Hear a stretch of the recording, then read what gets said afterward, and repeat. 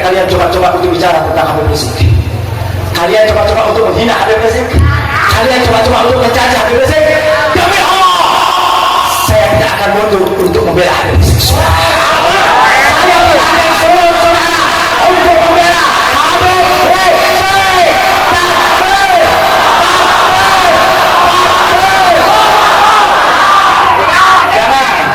Jangan coba-coba kalian hina Habib Rizik, saudara.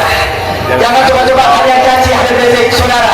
Sebesar apapun kalian, sehebat apapun ulama tersebut, berada di ormas apapun mereka itu, kekuatan model apapun mereka itu, ketika mereka menghina guru kami Al-Habib Muhammad Rizik, ketika mereka mencaci dari Habib Rizik, siapapun orangnya, siapapun manusianya, demi Allah, kaki jadi kepala, kepala jadi kaki, nyawa saya akan bertaruhkan saudara untuk membela guru besar Al-Habib Muhammad Rizik, saudara.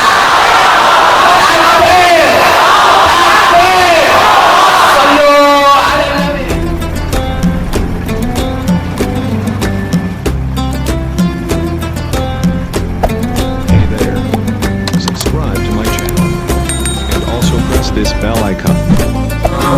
Insya Allah akan disampaikan oleh Al-Habib Zaki Alegus selaku Ketua Tanfidi DPD Front Pembela Islam Jawa Barat sekaligus pimpinan umum Majlis Limaul Habib Kabupaten Bandung. Kepadanya waktan wa mahalan mufaddal. Takbir! Takbir! Salatullah salamullah ala Taha Rasulillah. Salatullah salamullah ala Yasin Habibillah. Salatullah salamullah ala Taha Rasulillah. Salatullah salamullah ala Yasin Habibillah. Salatullah salamullah ala Taha Rasulillah. Salatullah salamullah ala Yasin Habibillah.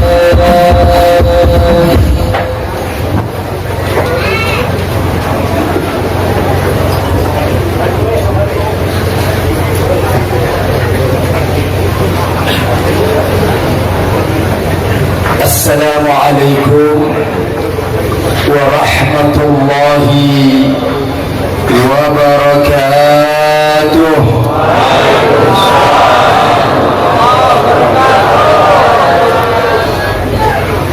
Alhamdulillah, alhamdulillahil qawi sultanuh, alwadihil burhanuh, المقصود في الوجود كرمه وإحسانه. أشهد أن لا إله إلا الله وأشهد أن سيدنا محمدا عبده ورسوله لا نبي بعده. اللهم صل وسلم وبارك على سيدنا محمد الفاتح لما أخرج والخاتم لما سبق ناصر الحق بالحق والهادي إلى صراطك المستقيم وعلى آله حق قدره ومثاله العظيم. رب اشرح لي صدري ويسر لي أمري واحلل عقدة من لساني يفقه قولي يا فتاح يا عليم. المكرمين والمحترمين, segenap para alimul ulama, para masyayikh, para tuan-tuan guru yang sama kita cintai, sama kita muliakan, dan sekaligus kita doakan mudah-mudahan beliau-beliau semua Allah panjangkan usianya, Allah sehatkan badannya, dan Allah jadikan hamba-hamba yang istiqamah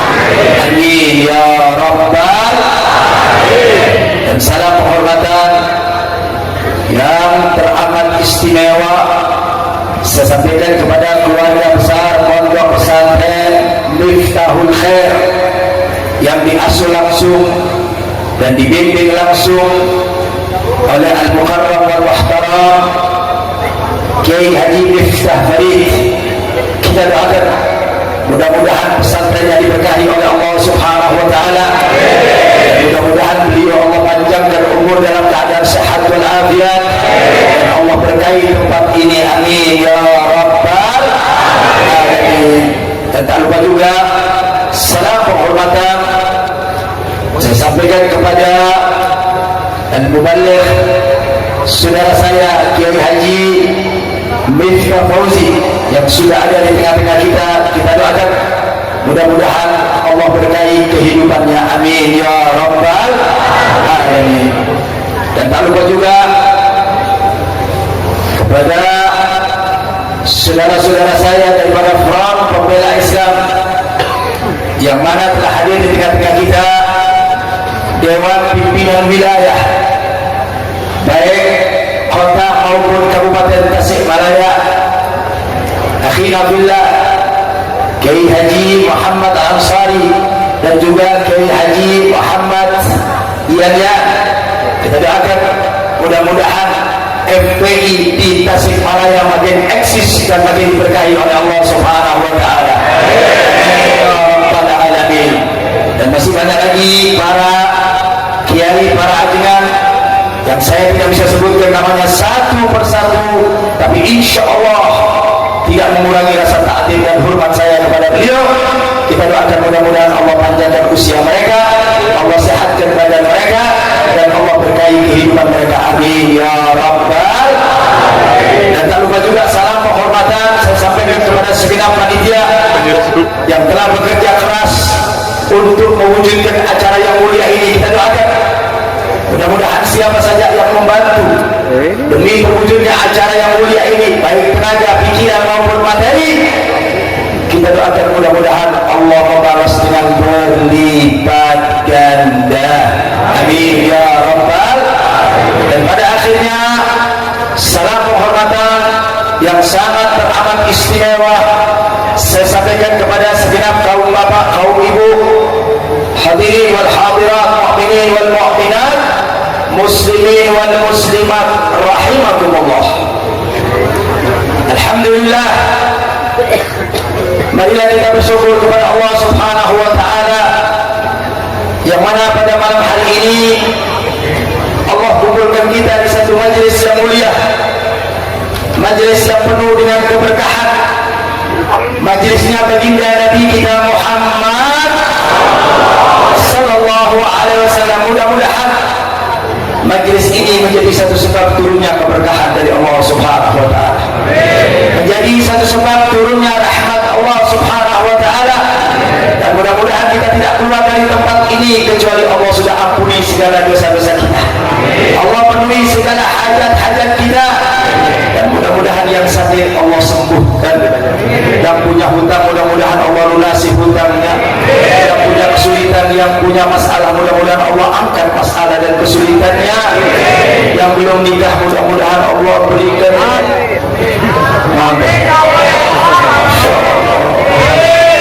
istri yang soleh dan salehah, Allah berikan kepada kita semua kebahagiaan dari dunia sampai akhirat, amin ya rabbal alamin. Baik ahibahil kiram, mengingat waktunya sudah hampir jam 11, saya nggak tahu dikasih kesempatan sampai jam berapa nih Pak? Kayak 3 aja. Baik, ada satu doa kepada Allah di mana doa ini sering kita baca ketika selesai sholat 5 waktu. Doa ini senantiasa dibaca oleh para kiai, oleh para ulama, bahkan kita sering membaca doa tersebut. Apa doa itu? Allahumma arinal haqqa haqqa warzuqna tiba'ah wa arinal batila batila warzuqna ijtinabah. Masya Allah. Ini doa mengajarkan kepada kita minta kepada Allah, Allahumma arinal haqqa haqqa warzuqna tiba'ah. Ya Allah, tunjukkan yang benar adalah benar, tunjukkan yang benar adalah benar, dan jadilah aku pelaku kebenaran. Ya Allah, lihat kalimatnya, ya Allah, tunjukkan yang benar adalah benar dan jadilah aku pelaku kebenaran. Dan sebaliknya, Allahumma arinal haqqa haqqa warzuqna ittiba'ah wa arinal batila batila warzuqna ijtinaba. Ya Allah, tunjukkan yang batil adalah batil, tunjukkan yang salah adalah salah, dan jadikanlah aku orang yang meninggalkan kebatilan. Ya Allah, artinya hak dan batil berjalan sesuai dengan kodrat Allah. Tapi terkadang kita tidak tahu, ibadah Allah, apakah kita berada di barisannya orang yang hak atau kita berada di barisannya orang batil. Makanya kita minta dituntun oleh Allah, kita minta hidayah dari Allah, kita minta taufik dari Allah. Karena hakikatnya seseorang yang melihat kebaikan belum tentu bisa menjalankan kebaikan, saudara. Terkadang kita melihat ada kejelekan batil, kita tahu ini salah, terkadang kita melakukan kesalahan tersebut di hadapan Allah. Makanya kita minta sama Allah, bukan saja tahu yang hak adalah hak, tapi kita minta, ya Allah, jadikanlah aku pelaku kebaikan. Ya Allah, jadikanlah aku min ahlil khair, sehingga bukan saja tahu tentang kebaikan, tapi aku melakukan kebaikan. Dan bukan saja tahu bahwa ini batil, bahwa ini salah, jadikanlah aku orang yang meninggalkan kesalahan. Ibadah Allah, ada yang menarik ketika kita berbicara tentang hak dan batil. Ini yang namanya hak dan batil sepanjang zaman selalu beriringan. Ibadah Allah, di mana ada hak, di situ ada batil. Ibadah Allah, mari kita lihat secara membuktikan dari bapaknya manusia, Nabi Allah Adam alaihi salatu wassalam. Nabi Allah Adam mempunyai putra yang bernama Qabil dan Habil. Habil adalah ikon daripada hak, dan Qabil adalah ikon daripada kebatilan. Jadi mulai Nabi Allah Adam itu sudah ada, Pak, orang yang membela kebenaran dan orang yang membela kebatilan. Sudah digambarkan dari anaknya Nabi Allah Adam, Qabil dan Habil. Itu adalah ikon daripada yang hak dan ikon daripada yang batil. Kemudian kita beranjak, saudara, kepada Nabi Allah Ibrahim alaihi salatu wassalam dengan Namrud. Ibrahim adalah ikon kebenaran, yang mempertahankan kebenaran, yang menyampaikan kebenaran dan membela kebenaran. Ikon yang kedua adalah Namrud, saudara. Siapa itu Namrud? Seorang raja yang zalim, seorang raja yang bengis, seorang raja yang tidak adil, seorang raja yang semena-mena. Ibadah Allah, beriring antara yang hak dan yang batil. Ibadah Allah, enggak sampai di situ. Mari kita lihat Nabi Allah Musa alaihi salatu wassalam, ikon daripada hak, ikon daripada kebenaran, ikon daripada menyampaikan sesuatu yang datangnya dari Allah. Di sampingnya ada yang namanya Fir'aun. Siapa itu Fir'aun? Seorang rezim, seorang penguasa yang zalim, yang tidak adil, yang semena-mena, bahkan menginjak-injak rakyat, saudara. Masya Allah. Mari kita beranjak ke depan lagi. Ibadah Allah, Habibina Muhammad, Habibina Muhammad sallallahu alaihi wasallam, penerus kebenaran, menegakkan yang hak, menyampaikan kebenaran. Lahir ikon kebatilan, saudara. Siapa mereka? Abu Lahab beserta konco-konconya, saudara. Betul? Betul? Jadi yang namanya hak dan batil terus berjalan seiring bersama. Tapi ada sesuatu yang menarik, saudara. Ketika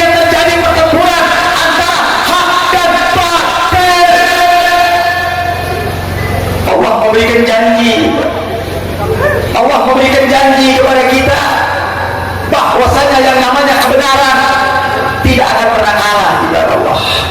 Yang namanya hak tidak akan pernah kalah.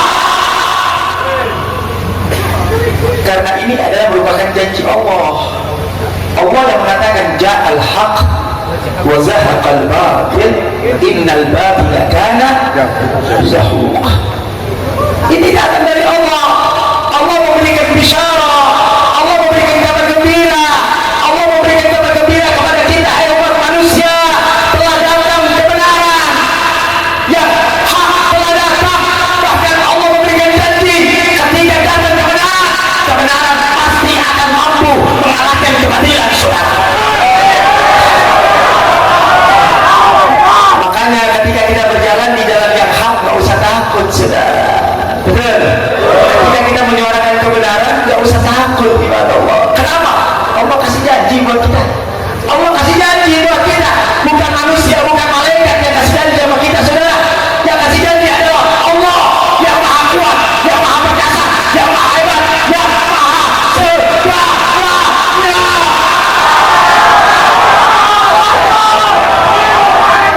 Berjanji ja'al haq wa zahaqal batil innal batila kana zahuqa. Lihat pertempuran-pertempuran yang dikerjakan, pertempuran-pertempuran yang terjadi, saudara, antara Nabi Allah Ibrahim dengan Namrud, saudara. Kita lihat Namrud, ikon daripada seorang raja, ikon daripada seorang rezim, ikon daripada seorang penguasa yang batil, yang tidak berlaku adil kepada rakyatnya, yang kejam, yang bengis, saudara. Tapi pada satu saat, pada satu pertemuan, ketika terjadi pertengkaran dan pertempuran antara Nabi Allah Ibrahim dan Namrud, maka Nabi Allah Ibrahim mampu untuk memenangkannya, saudara. Ini janji Allah.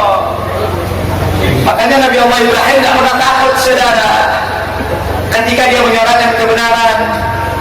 Begitu juga Nabi Allah Musa alaihi salatu wassalam. Nabi Allah Musa yang dia hadapi adalah Fir'aun. Siapa yang tidak kenal Fir'aun, saudara? Masya Allah. Fir'aun adalah ikon seorang pemimpin yang zalim. Fir'aun adalah ikon daripada pemimpin yang tidak adil. Fir'aun adalah ikon daripada pemimpin yang berbuat semena-mena, saudara.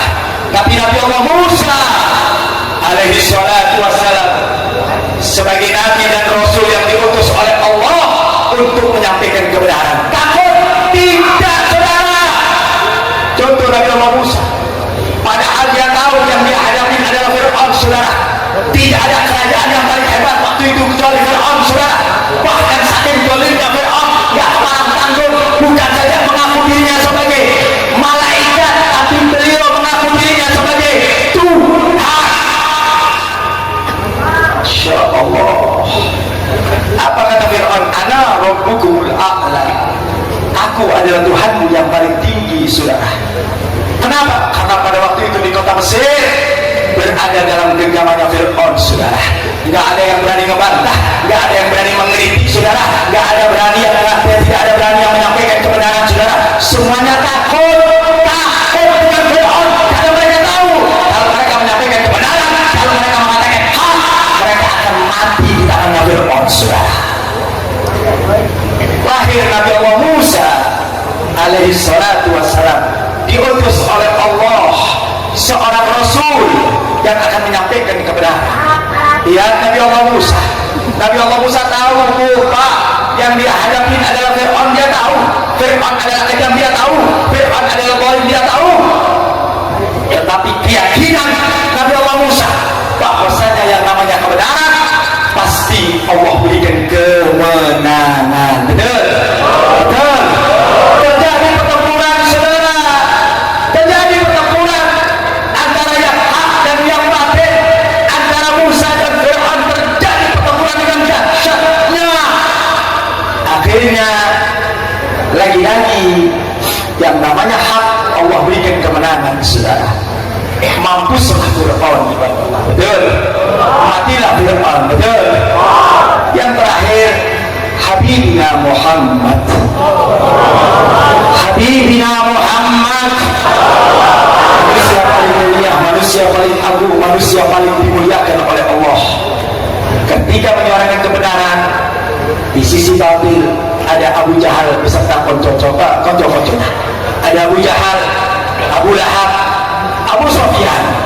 Abu Janda belum lahir.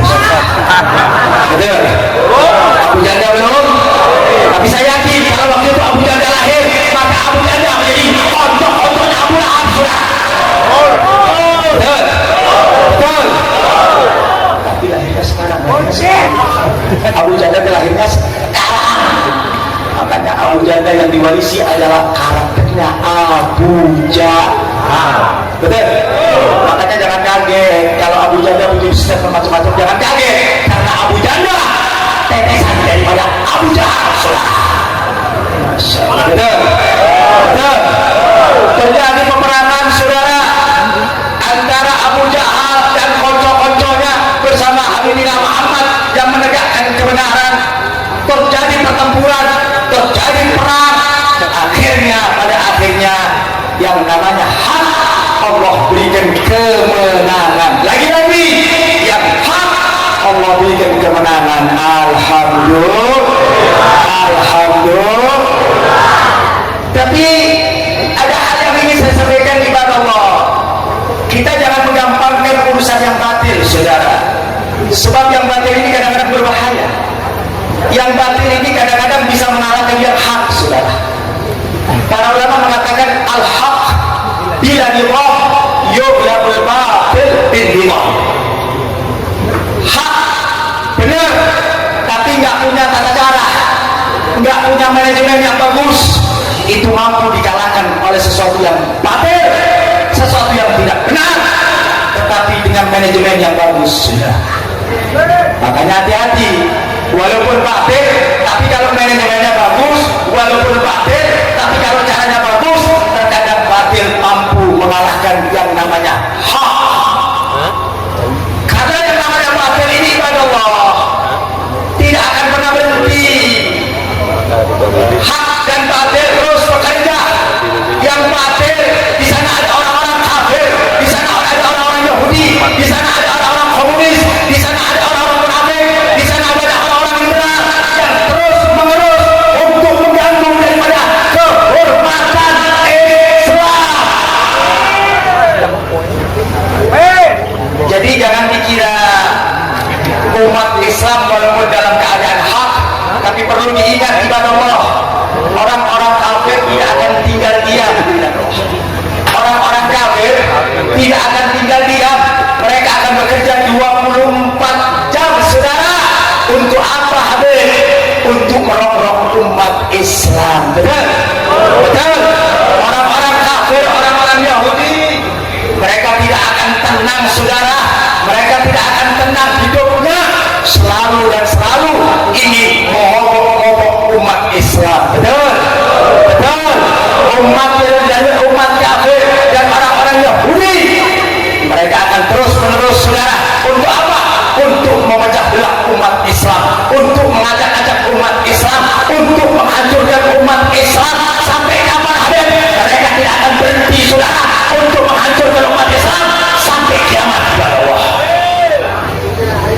Makanya umat Islam harus waspada. Umat Islam harus hati-hati. Jangan kalau ada orang kafir yang kurang-kurang, ada orang Yahudi yang kurang-kurang, dasar umat Islam itu goblok. Benar gak? Orang kafir dicium tangannya kurang ajar enggak? Ada orang kafir dicium tangannya sama orang Islam, dipersilakan masuk masjid. Hei, kalian tidak sadar Allah larang kalian, saudara. Allah kasih warning, Allah kasih takdir buat umat Islam. Hati-hati sama orang kafir, hati-hati sama orang Yahudi, hati-hati. Habib jangan jadi provokator, Habib. Provokator. Saya bukan sedang memprovokasi, saudara, tapi saya sedang memberikan pemahaman dari Al-Quran. Ini adalah Al-Quran, ini adalah ayat Allah.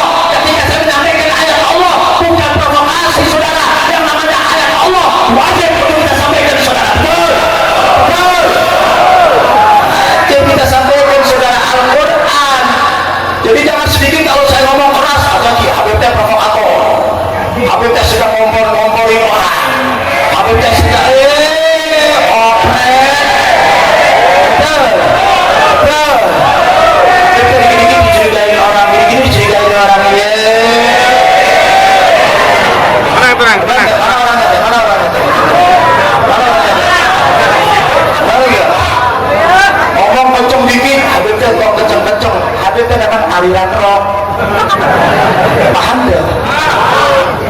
bukan saja yang namanya penyanyi itu ada dangdut, ada rock, itu penyanyi. Dai juga ada begitu Pak. Dai itu ada yang dangdut lemah lembut, ada yang mulai rock ya keras.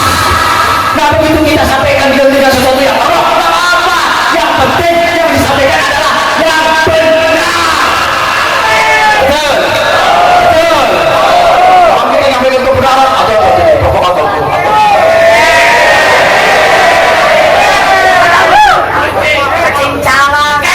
cuma beda penyampaian saja Pak.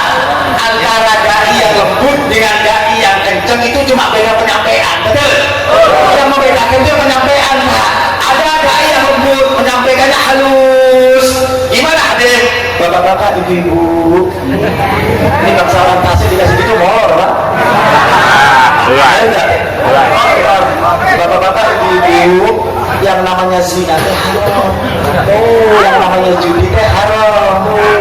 Itu yang lembut Pak, aliran dangdut. Beda yang keras, aliran rock. Yang penting yang disampaikan itu sama. Yang lembut menyampaikan zina itu haram, judi itu juga haram. Tapi cara penyampaiannya lembut. Habib beda. Habib katakan, hei, judi haram, zina itu haram. Sama ente. Sama. Haram-haram juga. Betul. Haram-haram juga. Cuma beda penyampaian. Paham? Paham. Karena masyarakat kita ini kalau ada dai yang kenceng, ada dai yang vokal, ada dai yang keras, hati-hati, hati-hati, hati-hati. Emang mah yang bilang hati itu Pak. Emang kita lagi rampok nih di surat hati ini. Ya kan? Orang itu macam-macam. Tadi guru kita, ya, Kiai Miftah, penyampaiannya lugas, kenceng, keras. Dan memang begitu. Habibina Muhammad, suri tauladan kita. Laqad kana lakum fi Rasulillahi uswatun hasanah. Contoh yang terbaik adalah Habibina Muhammad. Mari kita buka sejarah saudara. As-Syama'il, sejarah baginda Nabi Muhammad. Bagaimana beliau ketika berdakwah, bagaimana ketika beliau berjatuh. Angkat suaranya. A'la sautu wa marrat ainu. Suaranya diangkat saudara. Bahkan matanya merah Nabi. Ini Habib pasti belum merah. Belum ada, belum. Betul. Masih belum kayak Nabi Pak. Nabi suaranya diangkat Pak. Matanya merah. Ka'annahu mudhir jaysh. Seperti Nabi sedang mengomandu pasukannya untuk perang saudara. Habibina Muhammad. Habibina Muhammad. Baik, kita kembali saudara dengan apa yang dinyatakan oleh Allah Subhanahu wa taala. Jadi apa yang saya mau sampaikan ini adalah Al-Quran saudara. Kira-kira kalau ada orang nggak percaya sama Al-Quran, hukumnya naon? Kafir.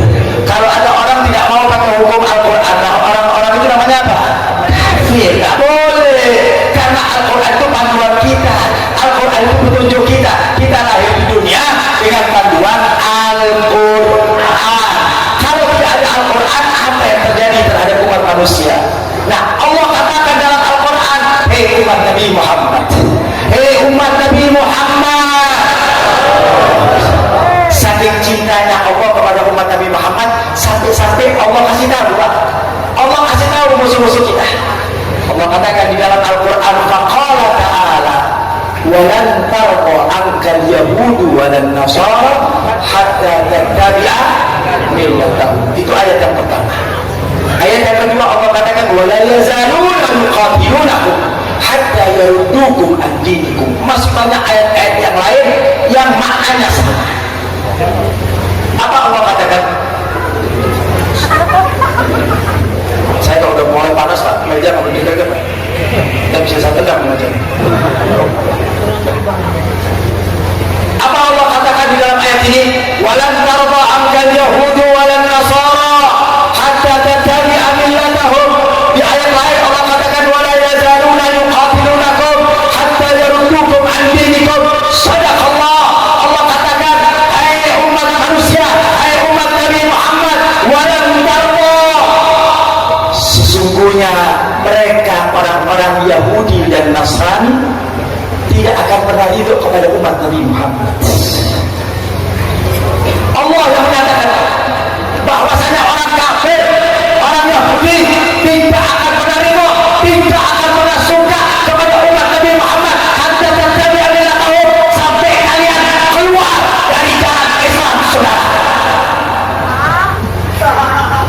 Jadi dengan segala cara mereka berusaha untuk mengeluarkan kalian dari Islam, saudara. Bahkan di dalam ayat lain Allah katakan wala yazaluna, terus menerus, tidak akan pernah berhenti. Sampai kapan Habib? Sampai kiamat, saudara. Yang namanya orang kafir, yang namanya orang Yahudi tidak akan pernah berhenti ibadah Allah terus dan terus untuk bikin kegaduhan, untuk memecah belah umat Islam dan menghancurkan umat Islam. Karena ini adalah merupakan nas dari Allah, ini adalah merupakan pernyataan dari Allah yang wajib untuk kita yakini kebenarannya, saudara. Betul? Betul? Makanya berarti kita udah tahu bahwasanya orang kafir dan orang Yahudi adalah musuhnya umat Tapi bagaimana sikap kita dengan orang Yahudi? Bagaimana sikap kita dengan orang kafir? Allah jelaskan dalam Al-Quran, Muhammadur Rasulullah walladzina ma'ahu asyidda'u 'alal kuffar ruhama'u bainahum. Ini cara bergaul sama orang-orang kafir, Pak. Ini cara bergaul dengan orang-orang Yahudi, Pak. Allah kasih pelajaran buat kita, Allah ajari. Apa kata Allah? Kalau kita mau bergaul, lihat bagaimana sahabat. Asyidda'u 'alal kuffar. Kita harus punya batas, Pak. Kita harus tegas dengan orang-orang kafir. Dan sebaliknya, dengan orang muslim, hendaklah kita saling mencintai dan saling menyayangi. Jangan bolak-balik, saudara. Betul? Jangan bolak-balik. Kita ini kadang-kadang dibolak-balik sama orang kafir, rangkul-rangkulan, sama orang kafir, cium-ciuman, sama orang kafir, berjalan bersama. Sementara umat Islam dimusuhi, umat Islam diinjak-injak, umat Islam diteror, umat Islam ditekan, umat Islam dibela.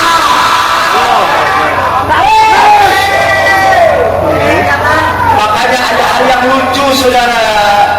Kalau ada orang Islam benci sama orang Islam, itu kepalanya konslet. Betul? Betul. Kalau ada orang Islam curiga sama orang Islam benci sama orang Islam musuhi orang Islam, berarti di kepalanya ada urat saraf yang konslet, saudara. Betul? Betul. Orang masuk masjid dicurigain, hati-hati dengan good looking. Benar. Good looking. Namun good looking. Benar tuh? Orang masuk masjid dicurigain. Orang yang hafal Al-Quran perlu diwaspadai. Kan kurang ajar, Pak. Kurang ajar? Kurang ajar. Ngomong kurang ajar nggak berani. Umat Islam kecut.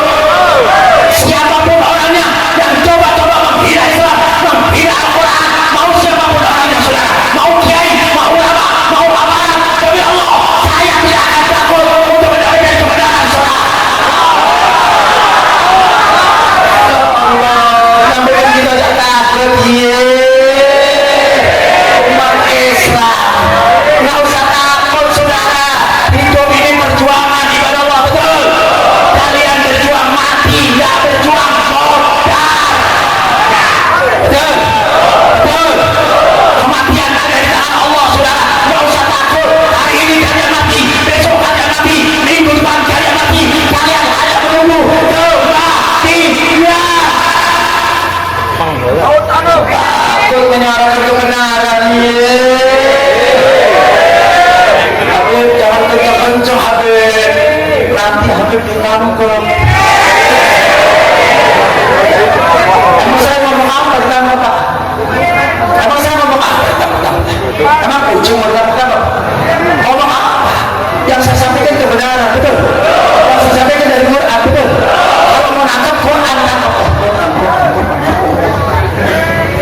Itu yang saya sampaikan kebenaran datang dari Allah. Allah yang mengatakan, janganlah kalian hati-hati kalian dengan orang-orang Yahudi, hati-hati kalian dengan orang-orang Nasrani, karena mereka terus bekerja, saudara, terus akan memusuhi umat Islam, saudara. Artinya apa? Kita harus punya jarak kepada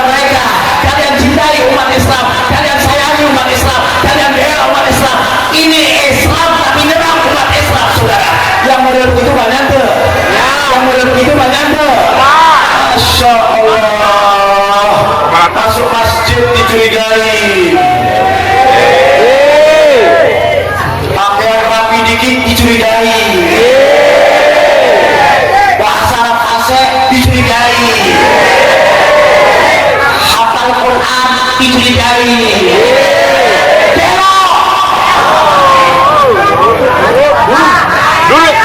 Urusan apa dan nggak ada urusan, saya nggak punya kepentingan seperti itu, nggak punya kepentingan saya, nggak ada. Siapapun yang coba-coba untuk mengajarkan Al-Quran, menghina orang-orang soleh, menghina para ulama, saya berada di garda paling depan, saudara. Nah, saya tidak pernah takut, saudara. Demi Allah, catat baik-baik malam ini. Demi Allah, nyawa saya persembahkan untuk Habibina Muhammad. Nggak ada artinya kalian hidup tanpa ada ridho dari Allah. Nggak ada artinya kalian hidup tanpa ada untuk menyenangkan Nabi Muhammad. Jadikan hidup kalian untuk menyenangkan hati Nabi Muhammad. Jadikan hidup kalian untuk menjadi ridho dari Allah, sehingga ketika kalian meninggal masuk dalam surga Allah. Takbir, sallu ala Nabi. Lanjut, terus bilang terus itu jelas. Baik, itu orang-orang Yahudi, Pak. Artinya dia terus-menerus, orang-orang kafir terus-menerus untuk mengajak-ajak umat Islam. Makanya Allah kasih tahu buat kita, tujuannya apa? Agar kita waspada, hati-hati terhadap orang kafir, hati-hati terhadap orang Yahudi. Kenapa saya katakan demikian, ibadah Allah? Sekarang ini ada upaya ingin mendiskreditkan umat Islam. Cara mereka indah sekali, saudara. Cara mereka itu luar biasa halus. Umat Islam nggak terasa, saudara.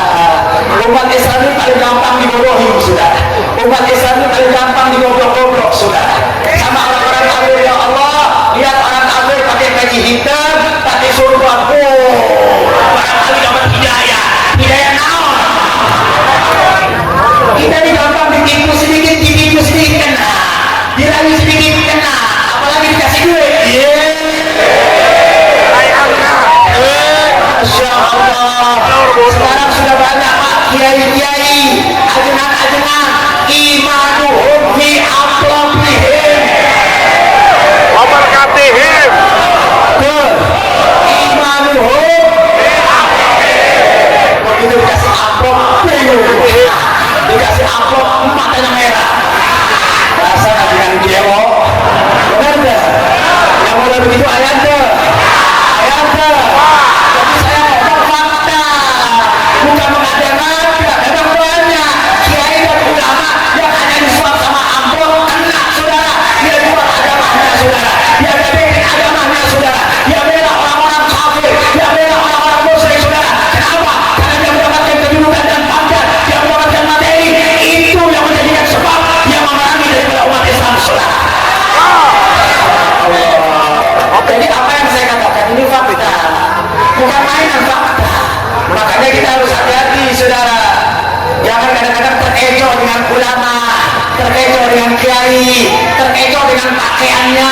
Esing tahu esing itu tahu esing.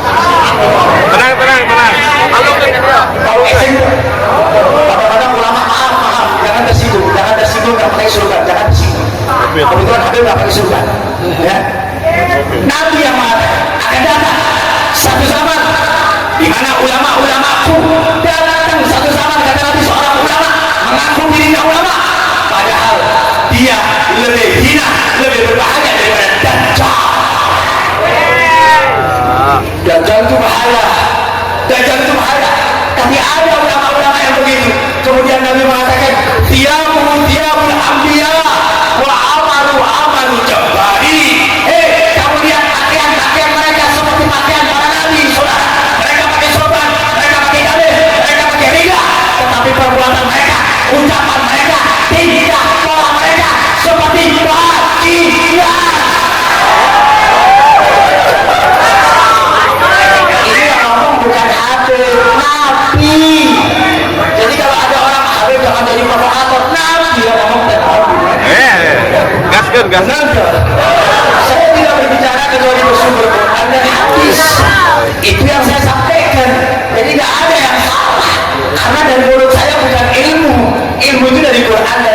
Betul. Betul. Oleh karena itu ibadah Allah, makanya ketika kita menghadapi orang-orang kafir itu perlu diwaspadai, dia perlu diwaspadai sudah. Kenapa saya katakan demikian? Karena ada satu indikasi ibadah Allah. Sekarang orang-orang kafir ini, orang-orang Yahudi mencoba untuk merongrong umat Islam, untuk menghancurkan daripada umat Islam. Saya teringat ketika saya ngisi di pesantren seperti ini, saya teringat ibadah Allah 30 tahun yang lalu ketika saya masih berada di pesantren ibadah Allah. Ini kan pesantren ini, pesantren Miftahul. Mudah-mudahan lahir di tempat ini anak-anak yang soleh dan soleha, pejuang Nabi Muhammad SAW. Saya teringat ketika saya di pesantren, kata guru saya bahwasanya pesantren adalah benteng terakhir umat Islam. Pesantren adalah benteng terakhir umat Islam. Makanya orang-orang Yahudi, orang-orang kita yang kepalanya sudah terjangkit dengan penyakit liberal, mereka akan miris, mereka akan memandang sebelah mata dengan pesantren. Dulu zamannya saya mau masuk pesantren, Pak, Masya Allah. Dulu zamannya saya mau masuk pesantren, itu orang tua saya itu dikomporin sama tetangga. Mereka datang ke tempat ibu saya, ke orang tua saya sambil mengatakan, mau ngapain? Tuh Habib mau pesantren.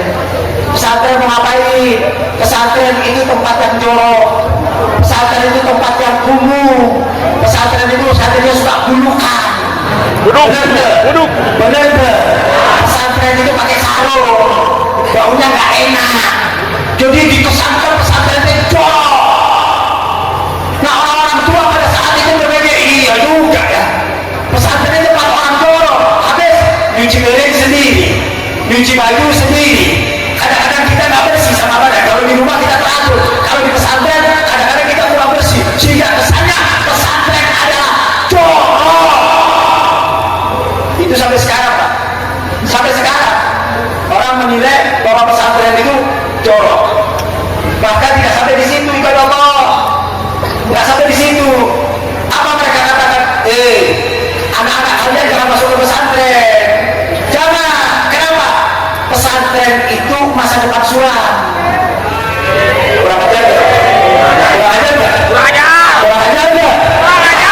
Pesantren itu nggak punya masa depan. Bu, kalau punya anak perempuan, jangan mau dilamar sama anak pesantren, Bu. Kenapa? Anak pesantren itu masa depan suram. Masa depan anak pesantren itu nggak punya apa-apa. Karena tiap hari cuma mereka belajar kitab komik. Mereka nggak punya duit, mereka nggak bisa bisnis. Makanya kalau orang mempunyai menantu anak pesantren, siap-siap miskin. Kurang ajar nggak? Kurang ajar nggak? Nanti saya akan jawab satu persatu, saudara. Saya akan jawab pemikiran-pemikiran liberal model seperti ini. Saya akan jawab satu persatu nanti, insya Allah. Kira-kira sampai jam 2 kuat. Sampai jam 2 kuat. Saya yang nggak kuat. Gaskeun. Jadi saya tiap malam terus, Pak, begini, Pak, keliling terus. Saya tiap malam pulang jam 2, jam 3, jam 2, jam 3. Kata istri saya ini jadi istri punya suami maling. Kenapa ya? Jadinya jam 3, jam 4, maling kan begitu. Jadi istri saya kasihan tiap hari tidur sendiri. Sedih kan? Kan bukan istri ente, istri anak. Kenapa jadi ente yang sedih? Ya inilah nasibnya kalau punya istri satu. Kenceng banget, wah. Ini depresi supaya kendor urat sarafnya. Tadi kan tegang. Akhirnya supaya kendor urat sarafnya. Betul. Santai lagi. Yuk kita balik lagi, saudara, ngaji lagi. Nggak sampai di situ, saudara. Bahkan yang lebih sadis lagi. Apa mereka katakan? Anak-anak kalian jangan masuk ke pesantren. Jangan. Kenapa? Karena dari pesantren itu akan lahir teroris, saudara. Akan lahir teroris. Itu yang membom anak pesantren. Itu yang suka dengan gaduh, yang suka dengan kerusuhan.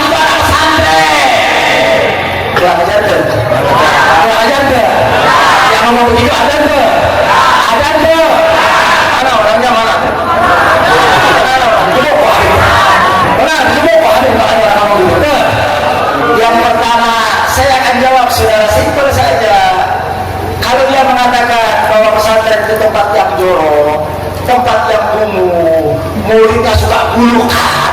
Itu dulu. Betul. Itu dulu. Kalau sekarang luar biasa. Pesantrennya bersih, pesantrennya bagus. Dulu itu banyak orang miskin, sekarang banyak orang kaya. Dan kiai sekarang alhamdulillah pada kaya semuanya, betul. Betul. Kalau dulu yang namanya pondok pesantren itu dibangun dari kayu, kemudian tinggalnya di gorong-gorong, di dusun. Jadi pantas kalau mereka itu kumuh, kurang bersih, pantas. Tapi sekarang alhamdulillah bahkan ada pesantren unggulan, betul. Pesantren unggulan, saudara, betul.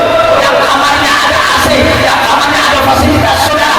Banyak sekarang pesantren di mana-mana yang bersih, yang bagus, saudara. Jadi cara itu hanya sekedar sengaja supaya kita tidak menaruh anak di dalam pesantren. Nanti saya akan sebutkan apa dampaknya nanti yang lahir. Yang kedua, dia katakan, anak pesantren itu masa depannya suram. Anak pesantren itu nggak punya masa depan. Kalau ibu punya menantu anak pesantren, siap-siap miskin. Baik, saya mau jawab, saudara. Kali ini saya mau jawab dengan berdiri, saudara. Karena saya kadang-kadang gemes gitu, saudara. Kadang-kadang saya gemes. Mana orang yang suka ini? Benar. Kalau ada orang mengatakan, itu pesantren, masa depannya gelap, masa depannya suram. Saya alumni pesantren, saudara. Habib Zaki, alumni pesantren.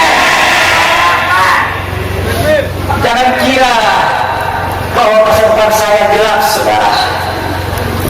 Orang pesantren nggak punya pekerjaan.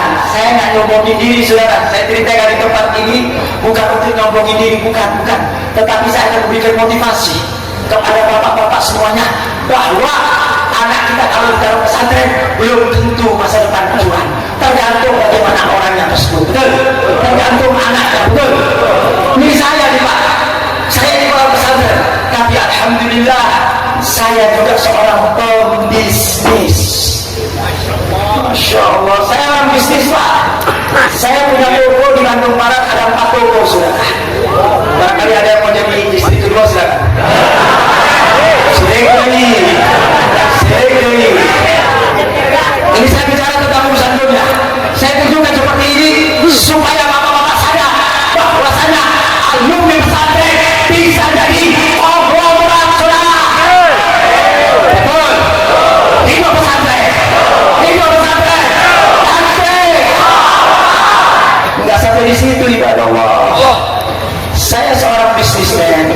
Di samping saya punya toko 4, saya juga bergerak di dalam kain, ibadah Allah, yang perputarannya bukan ratusan juta, saudara.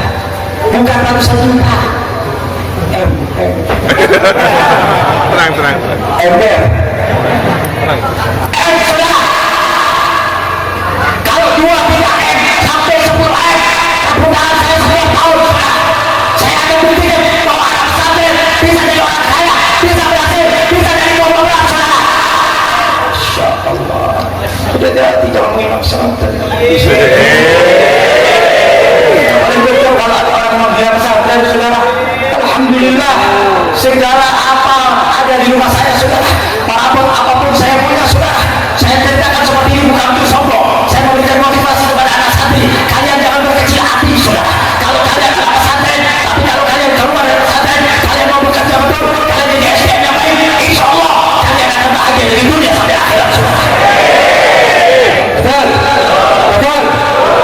Dan yang kedua, di samping dunia juga jalan, majelis saya juga jalan, saudara. Alhamdulillah, saya punya banyak majelis di Bandung, saudara. Mau yang mingguan, mau yang bulanan, bahkan tiap malam saya tidak pernah berhenti, saudara. Terus menerus saya berdakwah, terus menerus capek pergi. Artinya apa? Allah tunjukkan kepada kita bahwa alumni pesantren ketika dia mau berkarya, mau bekerja, dia bisa bahagia dari dunia sampai akhirat. Betul. Makanya jadi Pak, kalau punya anak jangan sampai kita dikotori. Dengan apa? Dengan mengatakan bahwa pesantren akan menjadi masa depan yang curam. Enggak. Pesantren bisa menjadikan masa depan yang baik baik tergantung adalah anaknya. Betul? Betul? Makanya luruskan anak kita untuk masuk ke dalam pesantren, saudara. Yang ketiga, mereka katakan apa? Bahwasanya pesantren adalah sarang teroris. Yang ngomong begitu ayat tuh, hati-hati. Jangan tong panjang-panjang geni. Jagonya makin panjang makin giok, jagonya makin panjang makin goblok. Benar nggak? Alumni pesantren diserang lagi, Pak. Hati-hati sama anak pesantren, sarang teroris, sarang radikalis. Hati-hati, yang sudah kebok, yang sudah kacang-kacang, yang sudah pengen semrawut adalah anak-anak pesantren.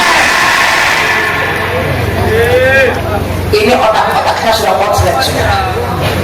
Orang yang ngomong begini teh, otaknya kalau dimasukkan ke laboratorium, no comment. Laboratoriumnya nggak mau komen apa? Kenapa? Goblok. Betul, betul. Apa tujuan ada mereka memberikan hal-hal yang demikian itu? Satu, agar kita tidak menyekolahkan anak kita ke dalam pesantren, saudara. Ketika anak-anak kita tidak ada dalam pesantren, berarti anak-anak kita akan jauh daripada syariat Allah. Betul. Ketika sudah jauh daripada syariat Allah, maka mereka tidak akan mengamalkan syariat Allah. Betul. Ketika mereka sudah tidak kenal siapa nabinya, maka mereka akan menjadi musuh buat nabinya, saudara. Betul.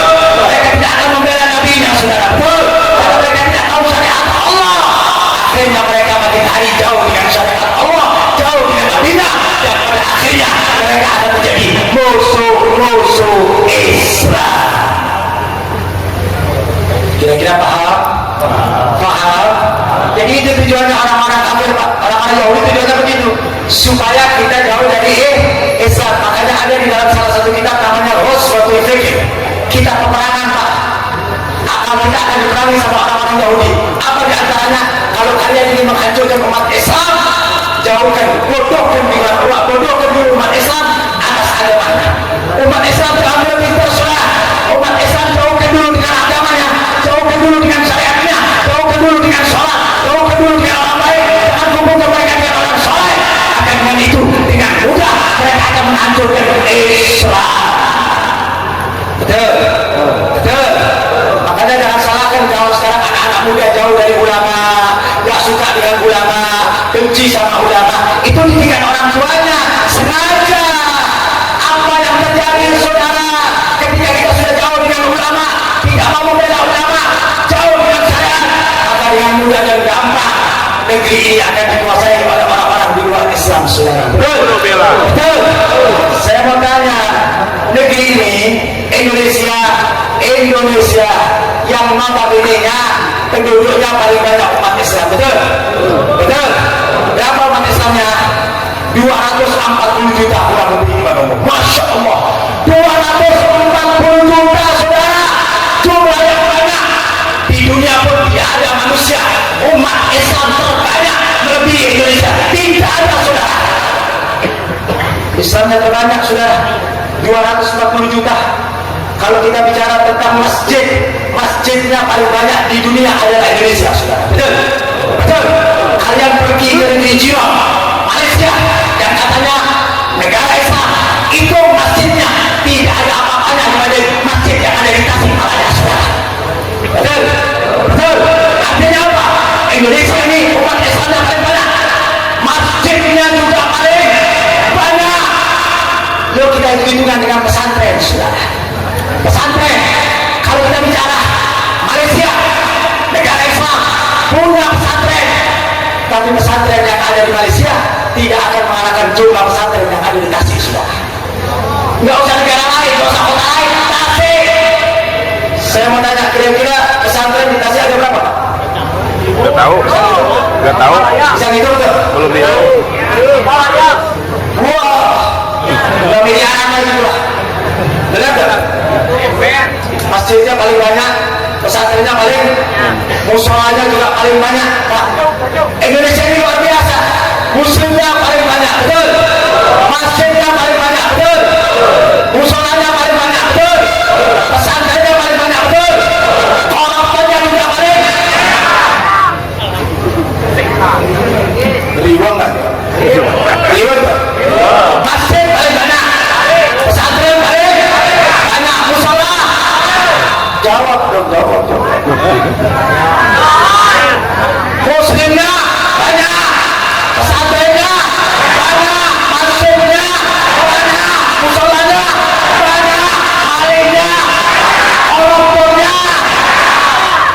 itulah Indonesia.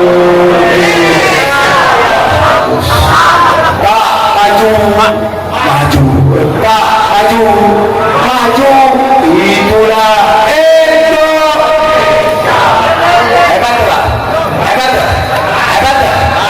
Ulama paling banyak, kiai paling banyak, musola paling banyak, pesantren paling banyak, masjid paling banyak, koruptor paling banyak, pezina paling banyak, pencuri paling banyak, maksiat paling banyak, saudara. Ini kalau bukan karya anak pesantren nggak bisa negeri ini, saudara. Ini mestinya negeri mengucapkan syukur kepada anak pesantren, betul? Yang berjuang zaman Belanda siapa kalau bukan anak pesantren, betul? Yang membereskan penjajah siapa kalau bukan anak pesantren, betul? Yang mengusir penjajah siapa, saudara, kalau bukan anak pesantren, betul? Anak pesantren punya jasa besar, saudara, untuk ini negeri, saudara. Ulama punya jasa besar untuk negeri ini, saudara, betul? Betul? Yang memerdekakan adalah ulama. Ulama banting tulang, saudara. Nyawa mereka persembahkan untuk mengusir daripada penjajah, saudara. Begitu sudah merdeka, ulama dimusuhi. Betul, betul. Ulama yang membebaskan Indonesia dari penjajah, betul. Ulama yang mengusir yang mengusir daripada penjajah dari Indonesia, betul. Tapi kenapa sekarang ulama dimusuhi? Benar tak? Benar tak? Ulama dikit-dikit betul. Ulama dikit-dikit dibina, betul. Ulama dikit-dikit dikriminalisasi, betul. Betul. Udah gampang sedikit ngomong dikit tangkap, ngomong dikit mudah. Kalian mau takut-takutin ulama? Kalian mau coba-coba ancam ulama? Demi Allah, saya tidak akan pernah mundur, saudara, untuk menyampaikan kebenaran apapun resikonya, saudara. Saya tidak akan pernah mundur. Kalian mau coba-coba takut-takutin ulama? Kalian coba mau ancam-ancam ulama? Hah? Kalian coba mau tekan-tekan ulama? Kalian coba-coba untuk mau mengkriminalisasi ulama? Sadar kalian bisa sholat, kalian bisa ngaji, kalian bisa tahu mana yang halal dan mana yang haram adalah berkat perjuangan ulama. Masya Allah. Tiba-tiba sekarang ulama dimusuhi. Kenapa kau benci sama ulama? Kenapa kau suka sama ulama? Yang gak suka sama ulama pencuri. Benar gak? Benar gak? Jadi kalau ada orang menyerang ulama, benci ulama berarti anaknya, ibunya, cucunya curi. Betul? Betul? Jadi perjuangan pesantren dan perjuangan ulama sangat luar biasa kepada Allah. Makanya ini negeri wajib untuk mengucapkan syukur dan membela serta melindungi ulama. Betul? Betul? Insya Allah ini sudah hampir jam 12. Saya ambil waktu naik deh. Sebelum saya akhiri daripada ceramah saya, jangan. Ada dua hal yang ingin saya sampaikan. Perhatikan baik-baik. Perhatikan baik-baik. Tolong simak baik-baik sebelum saya tutup ceramah saya. Ada dua hal yang ingin saya sampaikan, saudara, kepada jamaah yang hadir pada malam hari ini. Yang pertama, beberapa bulan kemarin ada video yang sempat viral, sempat viral, bahkan di YouTube viral, kemudian di Facebook juga viral, saudara. Video apa, Habib? Tolong dengarkan dulu, simak baik-baik, jangan kasih komentar sebelum selesai saya bicara. Jadi jangan nanti, Habib begini, jangan dulu. Selesaikan bicaranya Habib dulu. Sampai selesai, baru kita tahu jawabannya. Di dalam video tersebut, saudara, ada seorang ulama, yang mana ulama tersebut adalah salah satu anggota daripada ormas yang terbesar di Indonesia. Dalam salah satu pidatonya,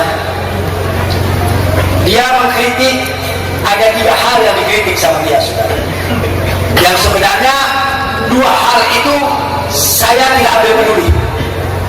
Ada 3 hal yang dia kritik, tapi 2 hal itu saya tidak ambil peduli, saudara. Pertama, dia mengkritik dan sekaligus menyerang daripada ormas HTI.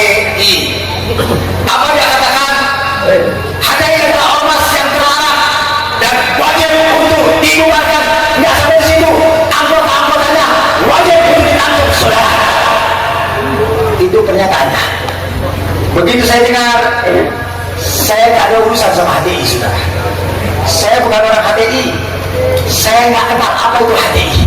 Saya nggak tahu HTI itu jomblo atau TP atau bala-bala. Saya nggak kenal itu HTI. Makanya begitu bicara tentang HTI, saya nggak masuk dunia saya sudah. Karena saya nggak kenal HTI dan saya tidak mau kenal dengan HTI dan saya bukan orang HTI sudah. Betul, betul. Kemudian yang kedua, si Kiai tadi menyerah dan langsung mengatakan yang namanya khilafah itu bukan ajaran Islam. Khilafah adalah sejarah Islam. Marah lagi nih Kiai. Tadi kan sudah marah. Ini marah lagi. Jadi khilafah itu bukan ajaran Islam. Khilafah itu adalah sejarah Islam. Begitu saya dengar, saya anggap sudut pandang yang berbeda dengan saya, saudara. Betul? Itu haknya dia mengatakan seperti itu. Saya juga tidak masuk. Saya juga tidak paham masalah khilafah atau khilafah. Saya tidak masuk. Nah, saya tidak mau dengar dan saya tidak akan masuk dalam pembicaraan. HTI saya biarin, khilafah saya biarin. Kemudian yang ketiga, begitu yang ketiga, apa dia katakan? Saya mau bicara yang ketiga ini. Tolong mic-nya dimatikan.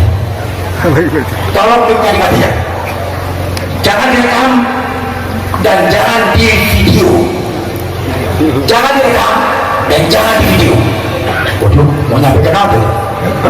Kalau kamu jangan dimatiin, bener punya saya, jangan dimatiin.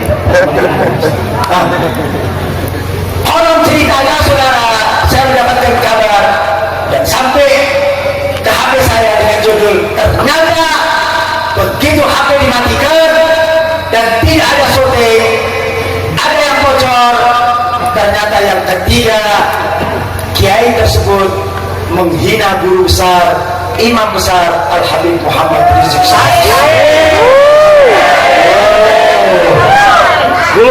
Ini isi saya saudara. Masya Allah. Cuma saya tidak berani mengatakan itu karena saya mengamalkan dan saya katakan konon ceritanya. Tapi mudah-mudahan beliau tidak mencaci Habib Rizik. Betul. Mudah-mudahan itu adalah fitnah orang yang ketiga. Betul. Tapi perlu saya garis bawahi sudah. Siapapun orangnya, siapapun manusianya, ketika dia bicara HTI, saya masa bodohin saudara. Ketika dia bicara khilafah, saya masa bodohin saudara. Tapi demi Allah, ketika kalian coba-coba untuk bicara tentang Habib Rizik, kalian coba-coba untuk menghina Habib Rizik, kalian coba-coba untuk mencaci Habib Rizik, demi Allah, saya tidak akan mundur untuk membela Habib Rizik. Saya berharap seluruh saudara untuk membela Habib Rizik.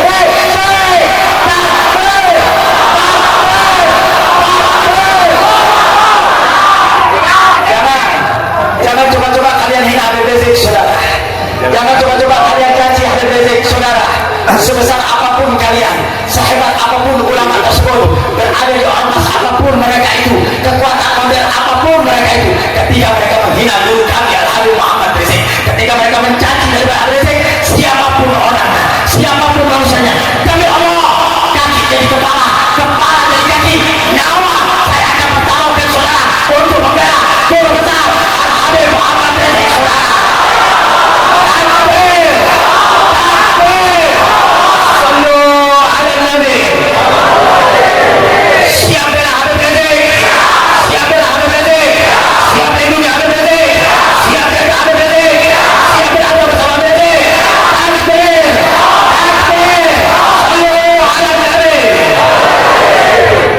Ini semua pecinta Habib Rizik, betul. Semua pecinta Habib Rizik, betul. Makanya kalau ada orang-orang yang coba-coba untuk menghina Habib Rizik, untuk melecehkan Habib Rizik,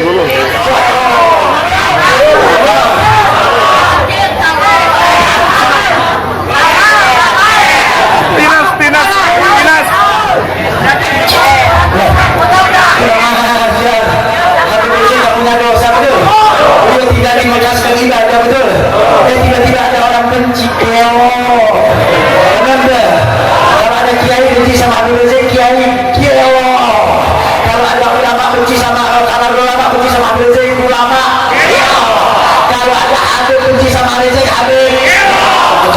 Habib betul ya? Paham sampai sini saudara? Saya katakan tadi konon ceritanya, tapi mudah-mudahan kiai tersebut tidak mencaci maki Habib Rizik. Betul? Betul. Kita jangan terbawa fitnah, jangan terbawa praduga dan prasangka. Cuma tadi saya katakan, saya dari Sulawesi berbicara secara umum. Siapapun orangnya yang mencaci sama Habib Rizik berarti berhadapan dengan saya dan berhadapan dengan FPI. Betul? Betul? Baik.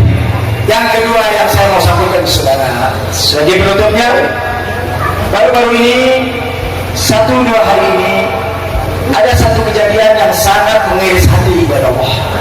Ada satu kejadian yang sangat memilukan umat Islam saudara, di mana kita pada tahu semuanya bagaimana kasusnya penusukan kepada seorang ulama, seorang Syekh Ali Jabir, di mana Syekh Ali Jabir adalah orang yang luar biasa yang senantiasa mendampingi imam besar dalam demonya 411 maupun 212. Beliau berkiprah di dalamnya, beliau memberikan orasi dan lain sebagainya, duduk bersama para habaib dan ulama. Artinya beliau adalah ulama yang istiqomah. Tiba-tiba ketika beliau sedang ceramah saudara, tiba-tiba ada anak muda, dengan penuh kesini, dengan penuh keberanian saudara, anak muda, Masya Allah, dia nggak suka sama si Ali Jabir rupanya. Tapi lihat bagaimana keberaniannya saudara, bagaimana keberaniannya. Nggak ada anak-anak muda mulai kayak kita punya keberanian kayak begitu saudara, luar biasa. Di tempat kerumunan massa saudara, biasanya orang kalau mau mencelakai orang kalau mau menusuk di tempat yang bersiap di tempat yang sepi saudara.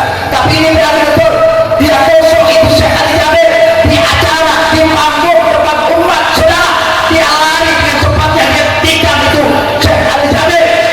Untung nggak kena perutnya saudara, untung nggak kena perutnya saudara. Allah masih kasih keselamatan buat dia saudara.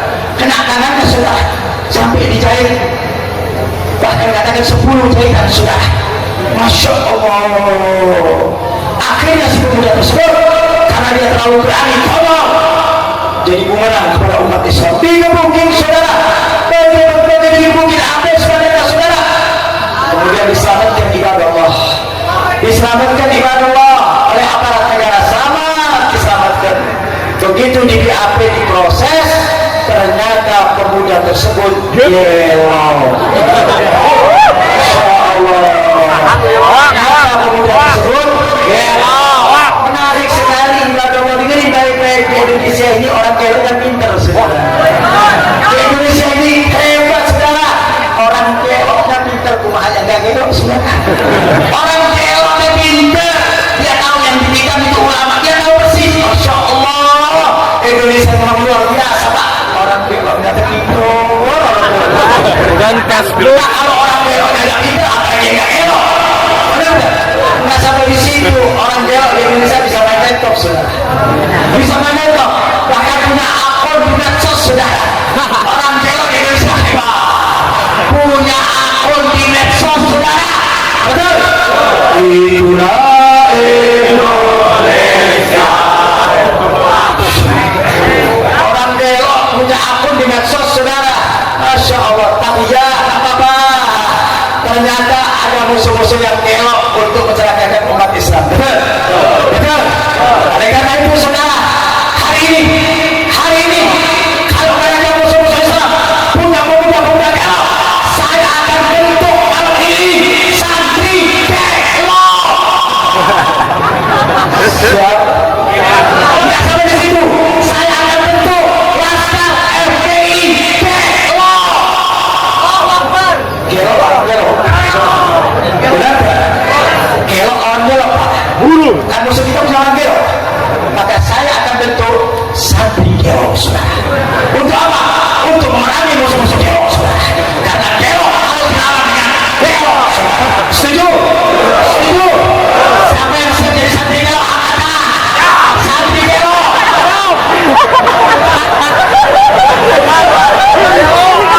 Kalau laskar FPI pasti taat sama Habib.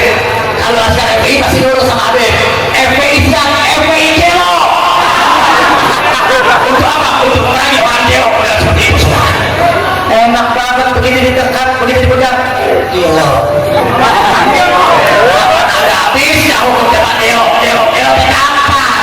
Dulu ada orang bilang ulama kelo, dulu ada orang bilang ulama kelo.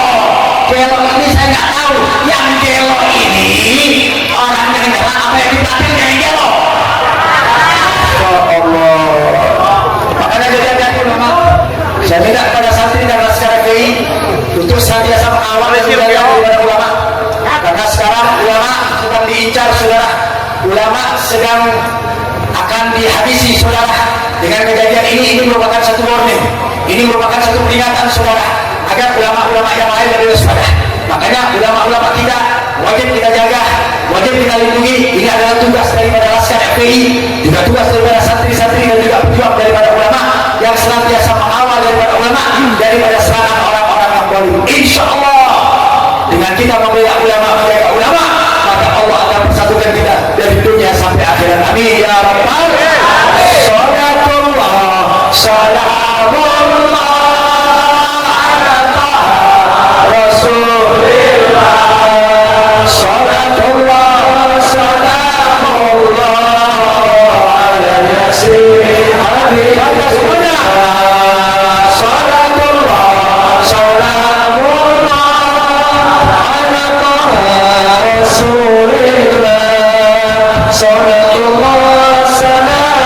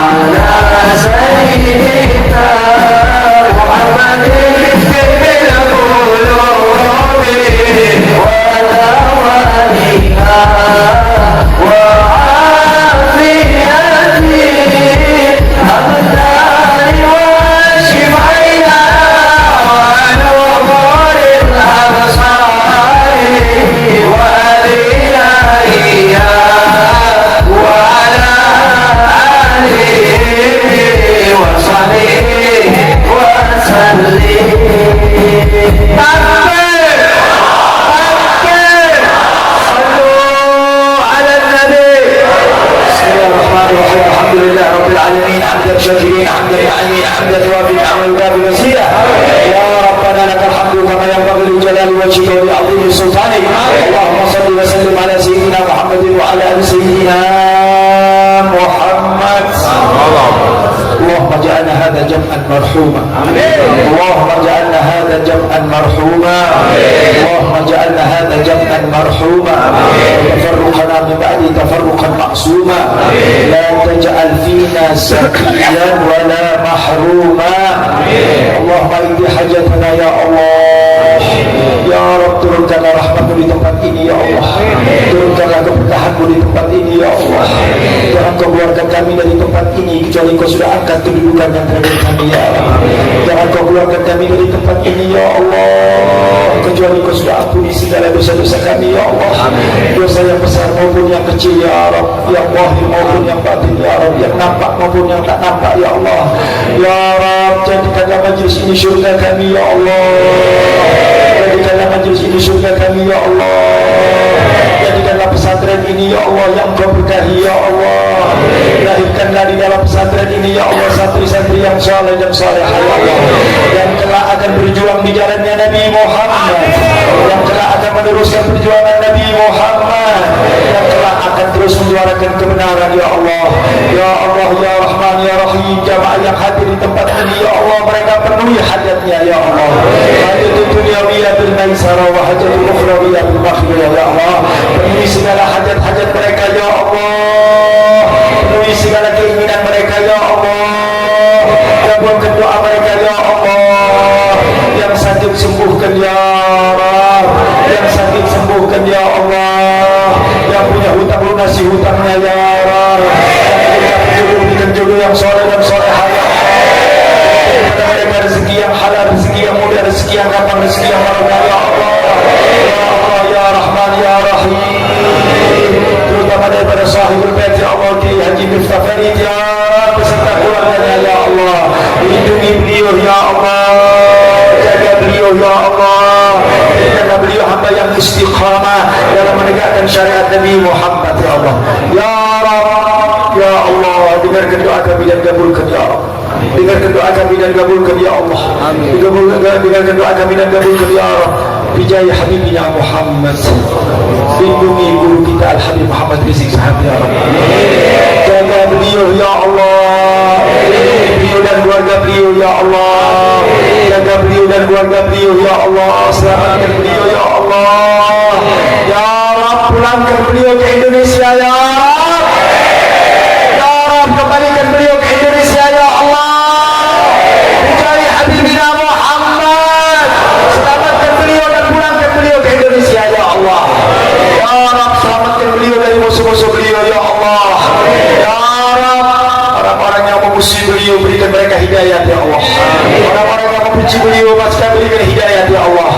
orang-orang yang tidak suka kepada beliau ya Allah berikan hidayah kepada mereka ya Allah kalau kau tidak berikan hidayah hancurkan musuh-musuhnya ya Rabb kalau kau tidak berikan hidayah kepada musuh-musuh beliau ya Allah hancurkan mereka ya hancurkan mereka ya hancurkan kekuatan mereka ya Allah ya Rabb berikan kepada kami pemimpin yang adil ya Allah kepada kami pemimpin yang bertakwa ya Allah kepada kami ya Allah pemimpin yang takut kepadamu ya Allah lindungi kami semuanya ya Allah karena tidak ada kekuatan kecuali kekuatanmu ya Allah tidak ada perlindungan kecuali perlindunganmu ya Allah tidak ada penjagaan kecuali penjagaan yang datang darimu ya Allah lindungi kami semua ya Allah jaga kami semua ya Allah dan matikan kami dalam keadaan husnul khatimah husnul khatimah husnul khatimah Rabbana atina fid dunya hasanah wa fil akhirati hasanah wa qina adzaban nar sallallahu ala sayyidina Muhammadin wa ala alihi wa sahbihi wasallam walhamdulillahi rabbil alamin bisirril fatihah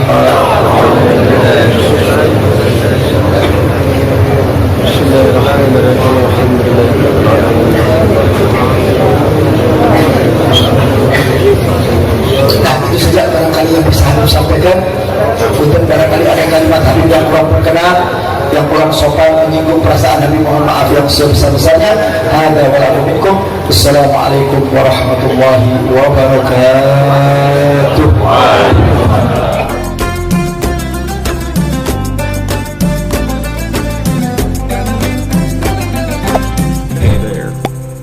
subscribe to my channel. And also press this bell icon.